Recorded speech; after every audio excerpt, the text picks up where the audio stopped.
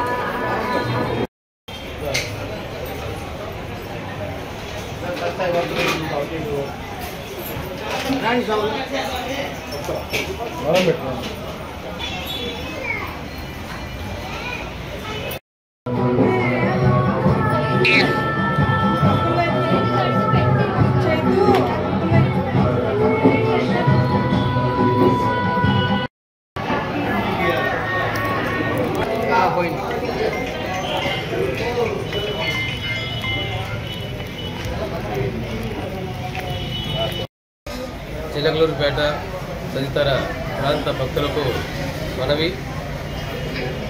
ఈ సంవత్సరం కార్తీక మాస మహోత్సవాలు దేదీప్యమానంగా జరుగుతున్నాయి. ఈరోజు కార్తీక సోమవారంలో ఆఖరి సోమవారం. ఈరోజు స్వామివారికి విశేషమైనటువంటి మహన్యాసపూర్వకంగా రుద్రాభిషేకం, అనేక రకమైనటువంటి ఫలరసాలతోటి, సుగంధ ద్రవ్యాలతోటి, పంచామృతంతోటి విశేషంగా కొనసాగినాయి. అలాగే ప్రతిరోజు ఉదయం కూడా దీక్షాపరులకు, అంటే శివస్వాములు, అయ్యప్ప స్వాములు, భవానీ స్వాములు అందరికీ కూడా ప్రతిరోజు ఉదయం పూట 8 గంటలకు భిక్ష కార్యక్రమం, మధ్యాహ్నం 1 గంటకి చద్ది కార్యక్రమం ఈ సంవత్సరం నూతనంగా ఏర్పాటు చేయడం జరిగింది. ఈ సంవత్సరం మన దేవాలయం జరిగిన కార్యక్రమాలు చాలా విశేషంగా జరుగుతున్నాయి. విశేషమైనటువంటి అలంకారాలతో స్వామివారు, అమ్మవారు కూడా భక్తులకు దర్శన భాగ్యం కలిగిస్తున్నారు. కార్తీక మాసం డిసెంబర్ 1 వరకు ఉన్నదండి. ఆదివారం అమావాస్య డిసెంబర్ 1వ తారీఖుతో ఈ కార్యక్రమాలు ముగుస్తాయి. కార్తీక మాసం ఇంకా 1 రోజులు ఉన్నది. భక్తులు ఈరోజు అయిపోతుందని చెప్పేసి అనుకోకూడదు. సోమవారం మాత్రమే ఈ రోజుతో ఆఖరి సోమవారం కాబట్టి డిసెంబర్ 1 వరకు కూడా ఈ కార్యక్రమం కొనసాగుతూ ఉంటాయి. అలాగే డిసెంబర్ 2వ తారీఖు పోలీస్ వర్గం జరుపుకోవాలి, అమ్మవారిని పూజించుకోవాలి ఆ రోజున. కాబట్టి 50 మంది భక్తులకు తెలియజేస్తున్నాం.